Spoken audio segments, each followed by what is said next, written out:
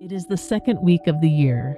The atmosphere is currently saturated with the desperate energy of millions attempting to outrun their own shadows.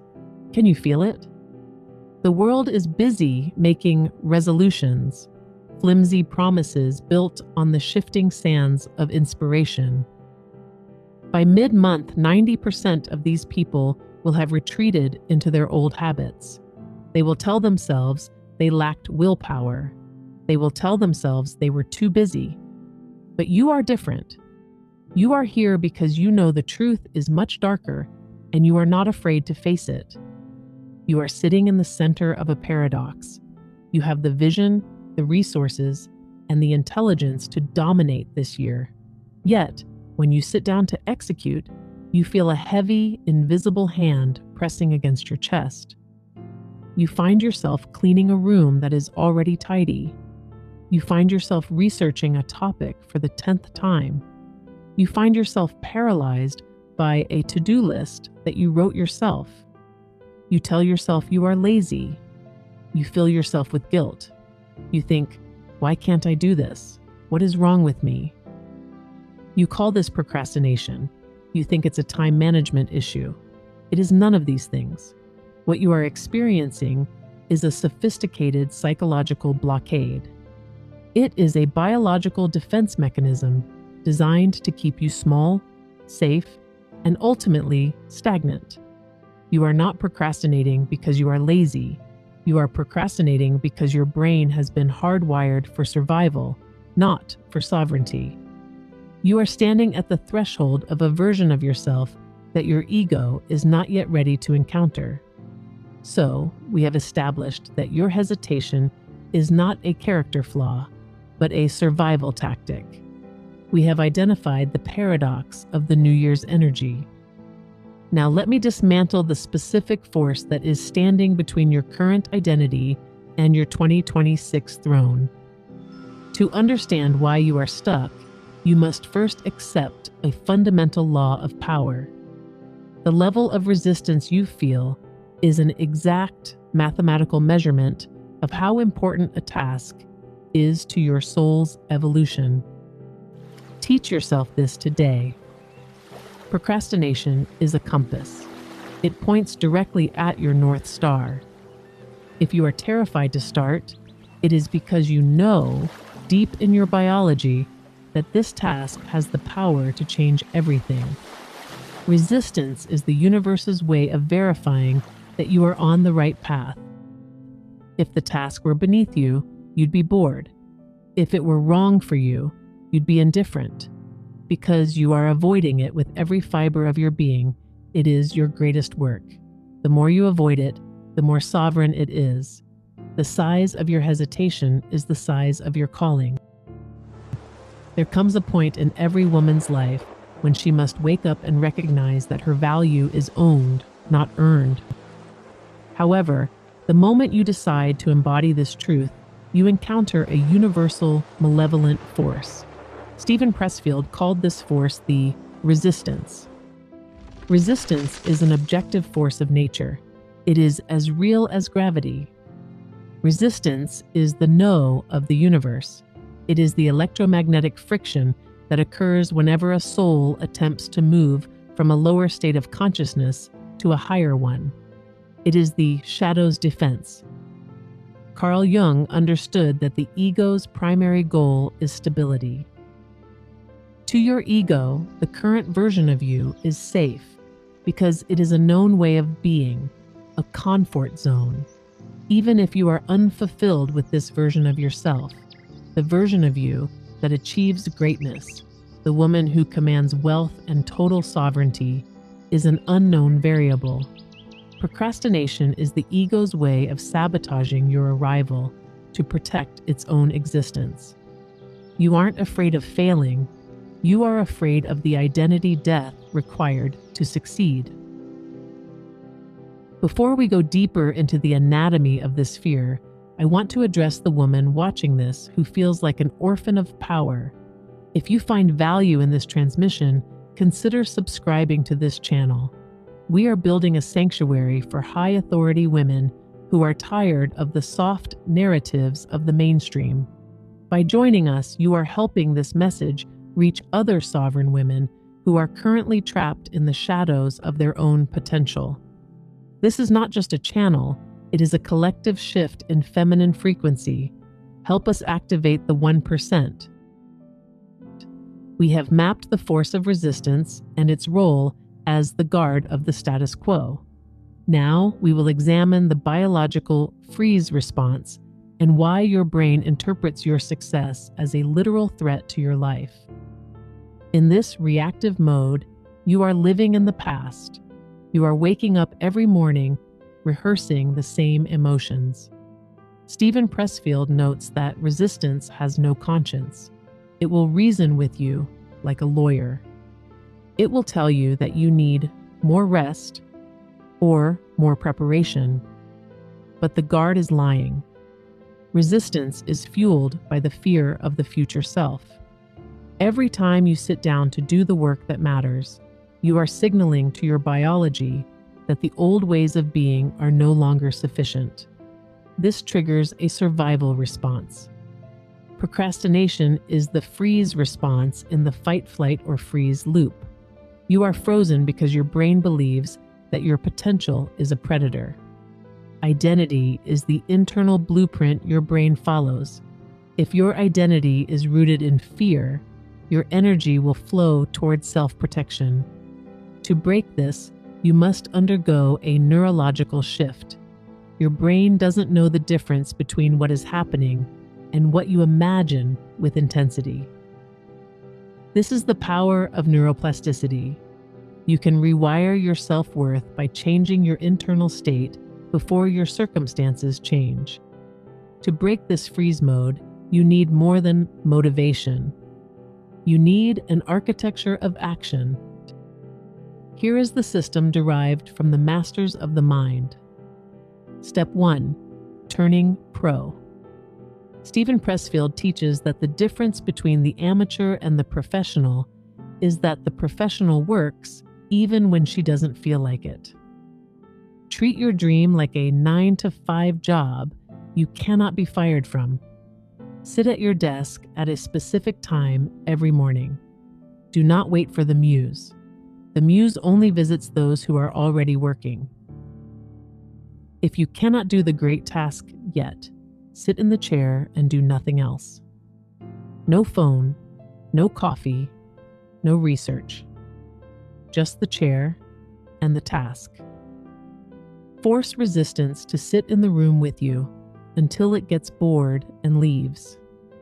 Action is the only cure for fear. Step 2. Shadow integration. Carl Jung knew that what we don't name, we cannot control. Resistance thrives in the darkness of the unconscious. When you feel the urge to procrastinate, stop and address the fear directly. Give it a name. Say out loud, I am feeling resistance right now because I am afraid that if I finish this, my life will change and I will lose my current safety. By bringing the fear out of the shadow and into the light of your conscious mind, you strip it of its power. You move from being the victim of the feeling to being the operator of the person. Step 3. Heart-brain coherence. Joe Dispenza teaches that your body is conditioned to the past. The moment you try to change, your body sends a stress signal to the brain to make you stop. The moment you feel the freeze, perform a physiological pattern interrupt. Close your eyes, place your hand over your heart, and breathe slowly for 60 seconds. Mentally rehearse the feeling of having already finished the task. Shift your internal state from anxiety to gratitude. You are telling your nervous system that it is safe to proceed. This is the moment of the first decree. Words are the first form of physical manifestation in this reality. If you are decided here and now to kill the version of you that waits for permission and become the architect of your own empire, I want you to command the field. Comment below with the words, I claim my throne in 2026. By typing this, you are signaling to your subconscious and the universe that your hesitation is finished. Witness how the field begins to rearrange itself around your new certainty. You have made your decree. You have the system. Now we must understand the landscape of success. We will distinguish between the hierarchy and the territory to ensure your focus never wavers again. The amateur identifies with her emotions. If she wakes up feeling off, she believes she cannot work. She treats her genius as something that must be nurtured. Because she is an amateur, resistance eats her alive. She spends her life in the waiting room of destiny. The professional, the sovereign operator, has turned pro, and so can you. Turning pro is a psychological coronation.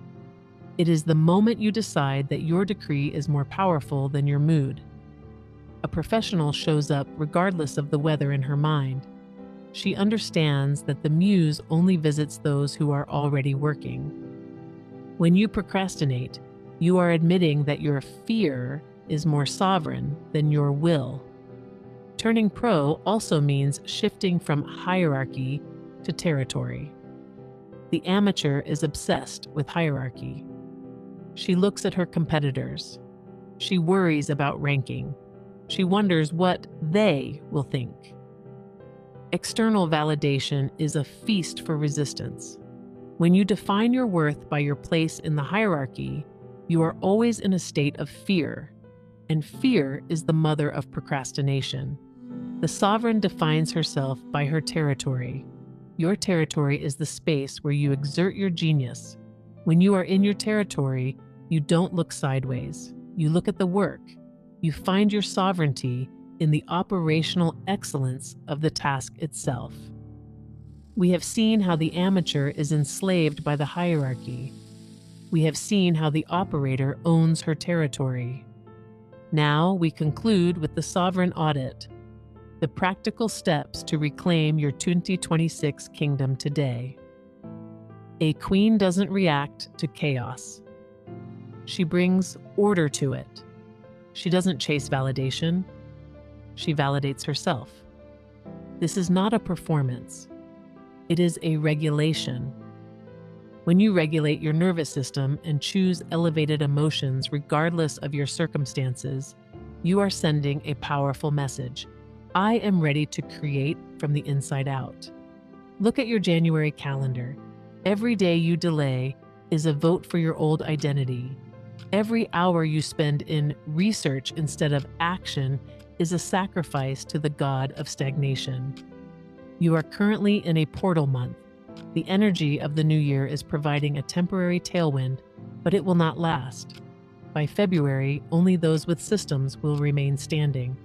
Do not wait for the fear to go away. It will never go away.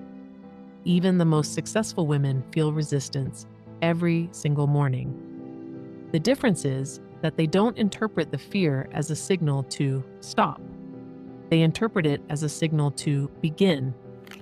Your procrastination is a part of your shadow. It is the part of you that wants to stay invisible so you can't be hurt. But a woman who cannot be hurt can also never be powerful. You must take that avoidant part of yourself and say, I see that you are afraid. I see that you are trying to protect me. But I am the sovereign now. You no longer hold the pen. I do. You are no longer available for anything that costs you your soul. You are done editing your essence to fit into spaces too small for your expansion. You are done making excuses for people who don't know how to treat royalty. So, to summarize our transmission, resistance is a compass. Fear is a GPS. Procrastination is a biodefense. Now you must perform the audit. Identify the one task you are most afraid of, the one that feels too big or too bold. That is your mission for the next 3 hours. Not tomorrow. Now. Resistance will scream. Your ego will panic. Your body will feel tired. Ignore the noise. You are no longer an amateur seeking validation. You are a professional executing a decree. You are a sovereign woman inhabiting her territory. The year 2026 does not belong to the inspired. It belongs to the disciplined. It belongs to the women who have stared into the eyes of their own sabotage and refused to blink. See the woman you would be if the fear was removed. Visualize the air in the room you occupy when you are truly great. Feel the texture of the success you've been avoiding. Touch the wealth you've been delaying.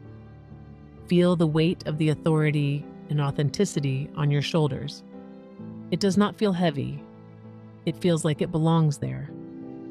In this state, you are no longer seeking permission. You are the source of it. Now, I am going to ask you a brutal truth. Could you live the rest of your life without that woman ever existing? If you were to reach the end of your days and realize that the nice girl, or the safe version, was the only version of you that the world ever saw, could you accept that? Could you live with the knowledge that you had the keys to a kingdom but were too afraid to turn the lock? If the answer is no, then your success is unnegotiable. It is not a goal for 2026. It is a debt you owe to your own soul. Procrastination is the act of refusing to pay that debt, but a sovereign woman pays her debts first. Your presence, your voice, and your power are not up for debate. When you get to that place where your peace is not disrupted by temporary rejection, you have stepped into queen energy. The throne is waiting. Resistance is merely the price of admission. Pay the price, do the work, decide.